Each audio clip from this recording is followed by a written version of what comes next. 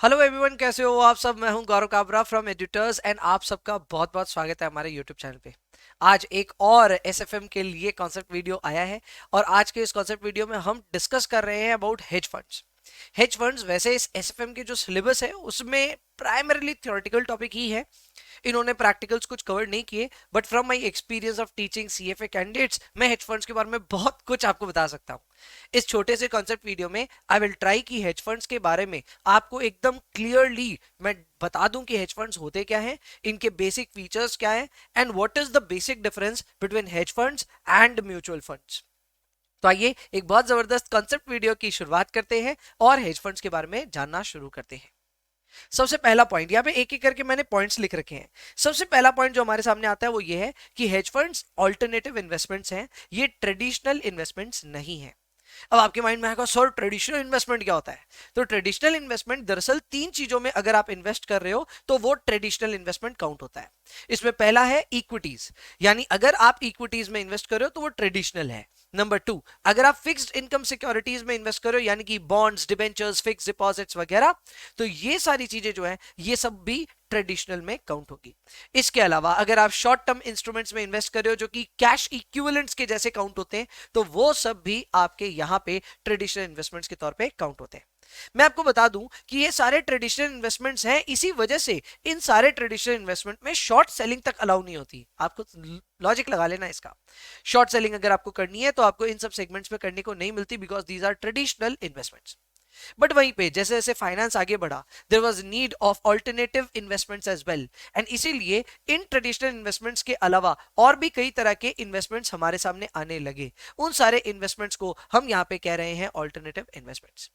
वैसे alternative investment के space में जो मेजर एसेट क्लासेस हैं वो सब तो कमोडिटीज और ये सब चीजें हैं, लेकिन इनको संभाल के रखने के लिए there are specified investment vehicles, यानी कि सीधे शब्दों में कहूं तो ऐसी स्पेशलाइज्ड इंस्टीट्यूशंस की जरूरत पड़ी जो इस काम को संभाले। उन्हीं इंस्टीट्यूशंस में से एक इंस्टीट्यूशन है हेज फंड्स।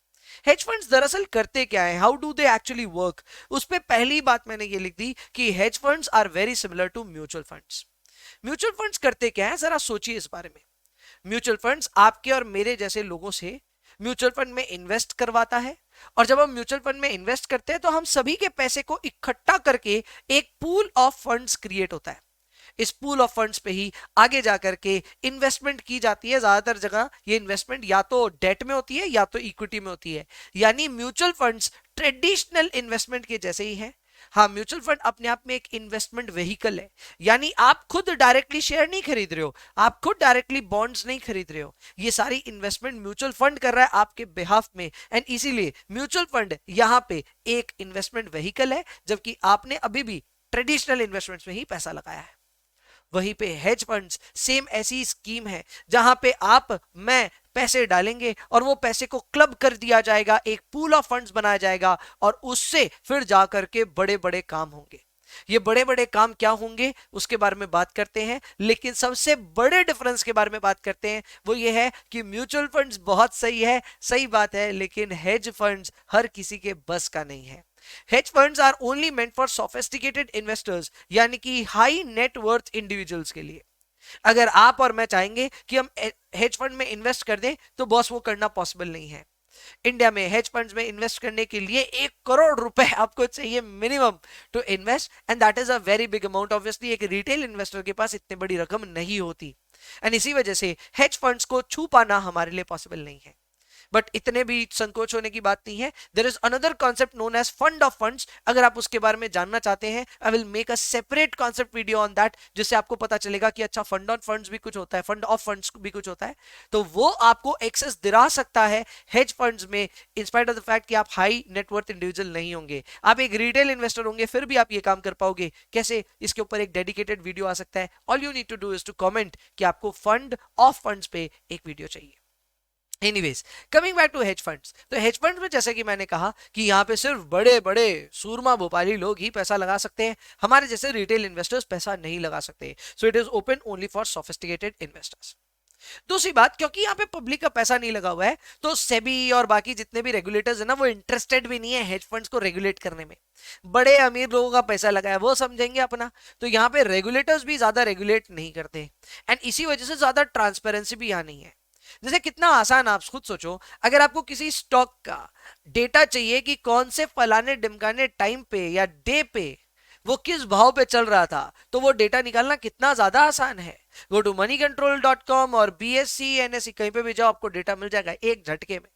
तो आपको स्टॉक्स का डेटा निकालना इतना आसान है, लेकिन वहीं पे अगर हम बात कर रहे हैं अबाउट हेज फंड्स, तो हेज फंड्स की कैसी परफॉर्मेंस रही, क्या रही, इसकी जानकारी जल्द से नहीं आती।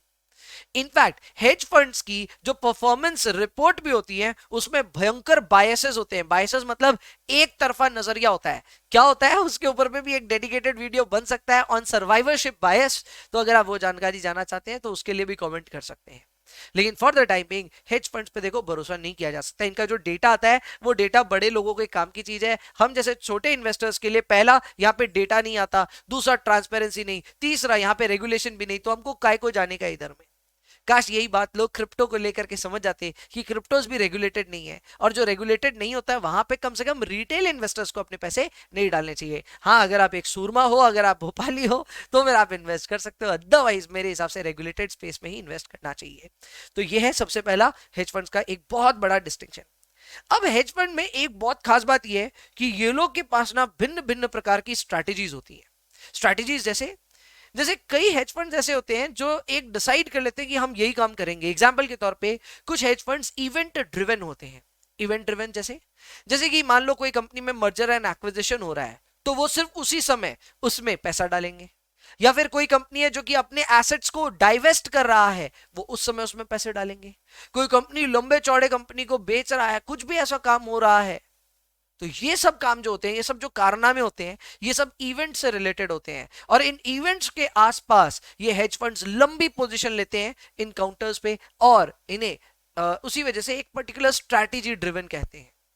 इसके अलावा कई हेज फंड्स होते हैं जो ग्रोथ ओरिएंटेड होते हैं, यानी कि वो ऐसी कंपनियों में पैसे डालते हैं जो कंपनियां, या फिर में जो ऐसे एवेन्यूज जो कि हाईली ग्रोथ रिलेटेड एवेन्यूज हैं, तो वहां पैसे डालते हैं।